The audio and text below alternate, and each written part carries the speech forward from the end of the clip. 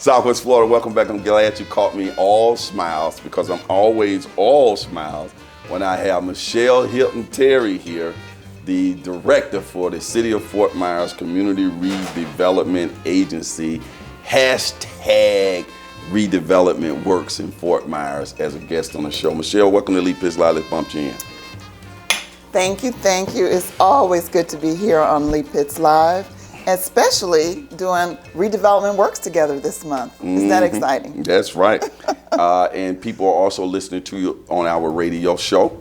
I also want to thank the City of Fort Myers Redevelopment Agency for always being a partner with Leap Pitts Live. And if it wasn't for partnerships like that, we wouldn't be able to get our message out to the community and continue to make our city a better place to live. Well, I thank you for making yourself available to us, because you are the perfect vehicle to get our communications out, because we want people to be a part of what we're doing and we want them to know and be informed. So thank you. When you first took over this position, I would guess it would have been about 3-4 years ago, because that pandemic make you miss some years. It's going to be 4 years. Right. That pandemic make people, miss some years of our lives. Years. Right. When you first took over this position, you went into the position understanding the importance of getting information out, because I've worked with other people who've been in your position, and that didn't seem to be a high priority. Why is it so important that people know what's going on in their CRAs and in the city? It's very important that people know, because we want to have people be a part of the process. We're here to serve our community. And so if you don't know what's going on, you can't participate. If you don't give us your feedback, we can't create our programs that's going to best serve you. So we're always looking for outlets, whether it's the Leap Pitts Live TV show, the radio show, our newsletter. We do several newsletters a month, and we keep people informed about all the activities, which is why I love doing redevelopment works. Tell me, as a result of keeping people informed, how you have noticed people knowing what a CRA is, being engaged in the process? Has it really been a big benefit? I think it is a benefit, because when people understand the process and that they're a part of the process, they're much more apt to be engaged, to tell other people about it. For instance, we have several programs that benefit not just businesses, but residents as well. And so when we get the word out, we have people taking advantage of the program, sharing the program with others. I'll just touch briefly on our it's called our home preservation program in partnership with Habitat. We had received, since April of last year, about 150 applications to participate in the program. Now, I will follow that up by saying there are criteria that so everybody isn't able to take advantage of it, but obviously we did a good job getting the word out. We got all those letters of interest and applications. And one of the things, I got a chance to go out to your enterprise center that's under the Community Redevelopment Agency, which you head, and we've gotten a lot of feedback too. People have been more educated about what's going on there by us having a TV show there. So all those types of things continue to keep our city informed. I've been educated more and more by doing these interviews, because I realize that the CRA is the big name for the city, but within there's different names for various CRAs. I want you to talk about that, because the Palm Beach CRA is now no longer in existence. Go. Yes, so we have 4 active CRAs: downtown, MLK, Central, and Cleveland Avenue. And you mentioned the Palm Beach CRA. It was actually terminated earlier this year because it was no longer generating increment revenue, so funds that we can reinvest in the community. However, we will be reestablishing that CRA and I would say it's going to take 6 to 9 months to get it reestablished. That means we will start generating increment that we can put into our commercial grant programs, our residential program, and actually be able to offer the tax increment rebate, which is one of the biggest tools that a CRA has. Who is watching that to see if a CRA, is that this federal, state, or local, to determine what it's generating? So we're watching it because if we don't have funding, we cannot work in an area, which is why the Palm Beach area needs to be terminated. We have not been able to invest any dollars because it hasn't generated any. But who's watching are developers who want to come into the city of Fort Myers into a particular area. If that CRA is not active and generating increment, we can't rebate any funds back to them. So we can't attract that project. We can't attract those jobs. And so developers are watching. When you say Palm Beach, I immediately think of Palm Beach Boulevard. Should I also spread beyond that? Like the boulevard is that main street, but off to the sides of it, is that all a part of the CRA? It goes to the north a little bit, and the city limits is Prospect Street, I believe, on Palm Beach. So yeah, it goes from Billy's Creek to Prospect and to the north to the river. This also brings up something else that within what you just said is that we know the CRA has these tax increment funds that they put out for reinvestment. However, it's not just a pot that everybody can tap into. No. It's based on your CRA area. Correct. Sesame Street, that for the viewers. So for instance, the downtown CRA, the area that has blossomed and done well over the life of our CRAs. And so we're able to invest millions of dollars into projects, whether it be developer projects or whether it be infrastructure like the streetscape. Compare that to a Martin Luther King redevelopment area that has seen growth but at a much slower rate. Folks sometimes want to say, well, why don't you just take that money from there and put it over here? Well, we can't do that. So we have to reinvest the monies where it's generated. And I am proud to see that new investment is coming into the MLK area, and it is starting to catch up. Okay, let's go to investment and continuing to Sesame Street this. When we see businesses opening, when we see construction going on, the money, there's some money that comes from that to the CRA. In other words, how are these funds generated? So, and to be clear, it's not ad valorem taxes, but it does come from the taxes when your property values go up. And so whether that's a commercial business or a residence. So when the CRA is created, the taxes are at a particular level, so they're frozen there. And what that means is the city and the county will receive everything up to that point. Beyond that point, 95% of the new taxes generated come back to the redevelopment agency. That's how our funds are generated. Okay, so let me take for example, I know there's a big storage place that's being built there, and I know that their gas station and some other things came online up and down MLK. All that generate. The value of the tax base increases, and anything above the base year, which was when the area was created, 95% of that comes into the CRA. So when you have all that vacant land or you have things that are not generating any type of tax revenue, then you're not, it's just a drag on the whole system. It's not really uplifting the community. Right. And that's why when we see projects happening in different parts of the city, you know, we're excited for those areas, but we want to see the same thing happening in MLK. And we're starting to see that. Right, because downtown it's like booming. So they just got all kinds of tax dollars coming in. I got you. And then you can start seeing the other things coming up like amphitheaters, hotels, and all that kind of stuff. Yes. Gotcha. So we can expand that on out. You mentioned that there were 5 redevelopment agencies. Areas. And now we're currently sitting at 4. Right.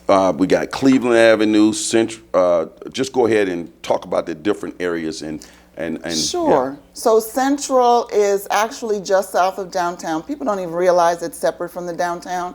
It is from like Victoria to Edison Avenue, and it really encompasses the area where the Red Sox Stadium was built. And so that area was created to support that stadium. North of that and to the river is the downtown redevelopment area, and that goes to Billy's Creek.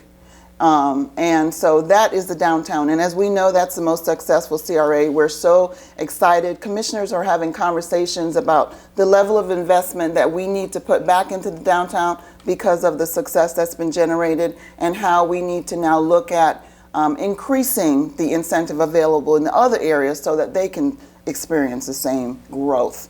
Cleveland goes from Victoria south to Boy Scout. And so that is commercial, and it's largely commercial all along Cleveland Avenue. It stops at Boy Scout. But there is a little cutout, says Page Field is not included in the Cleveland CRA.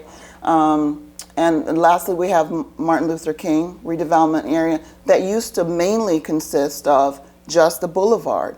But, and I'll take your viewers back for a minute, we had the Dunbar, Michigan redevelopment area that was created in 2008 at the height of the real estate market. Well, that CRA, unfortunately created at the time it was during the boom, and then everything fell below the values, and so we never received a penny on that redevelopment area. However, what we did to ensure that we could still support the residential, because that's largely what that was, we expanded the boundaries of the MLK. So now the MLK redevelopment area goes beyond the corridor, north and south of MLK. It encompasses all of that.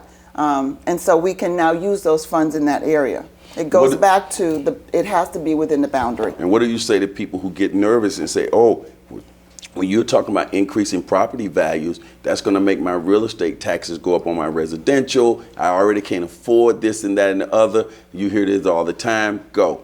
Well, you know, I always say, how most Americans generate wealth is through their home. Mm-hmm. And so when the value is going up, that's something to get excited about. Yes. I mean, yes, you don't want it going down. Your taxes may go up, but your value is going up. Your equity is going up. That's how people send children to college. That's how people improve their lives. So don't be afraid of the values going up, because you want that growth. You want that equity. Absolutely. When people look at under your leadership, say 5 years from now, when they look at the CRA, what do you hope would have happened over the next 5 years that you will be so proud that all these things, some of these things came to fruition? What are your what are you thinking about when you go to sleep at night? I got to make this happen. MLK is going to see the investment that we have long awaited for.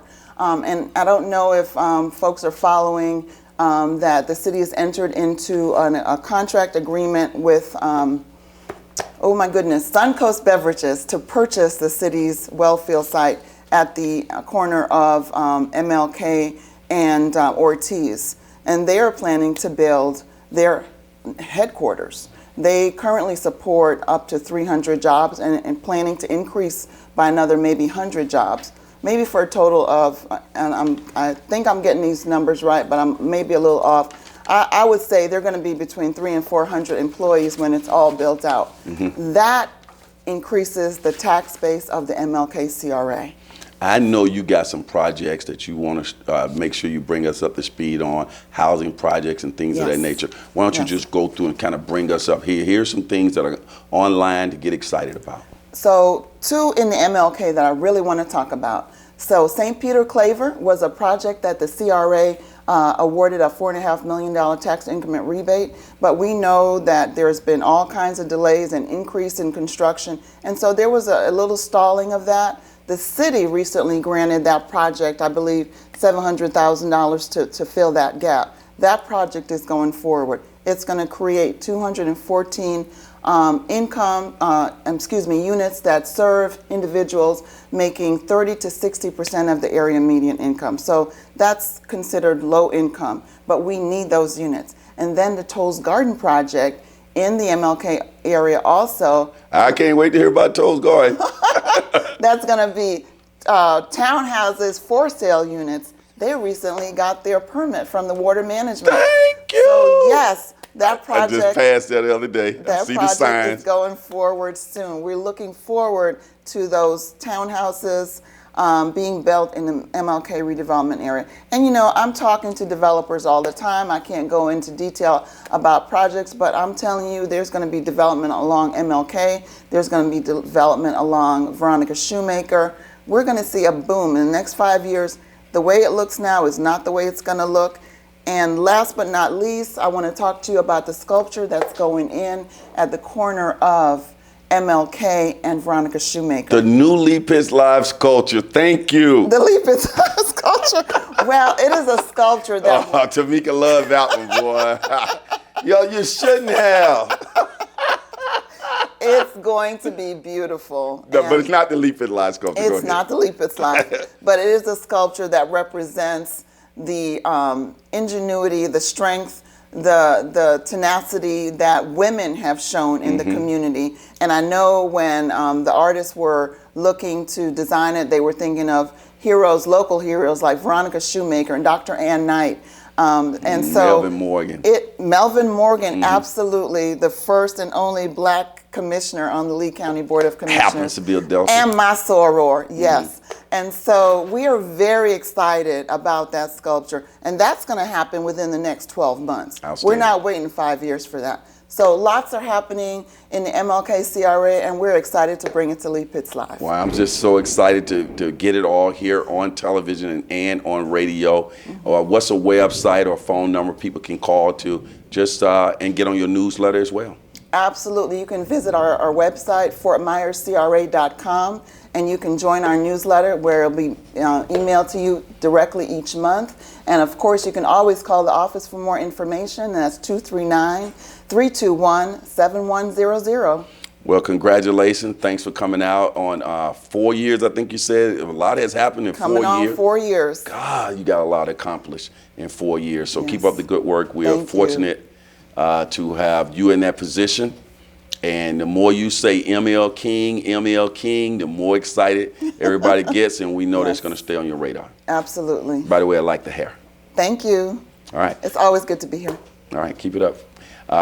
Remember, for those who say it can't be done, they're usually interrupted by those like Michele and all the fine people associated with the City of Fort Myers Community Redevelopment Agency who are doing it. And Miami has the oranges, but Fort Myers got the juice. We got the juice. We'll be right back. Lee Pitts Live is a Lee Pitts Enterprise production. Hello everybody, this is Lee. I'm so glad that you watched that particular show, and if you enjoyed that show, we got other shows like that.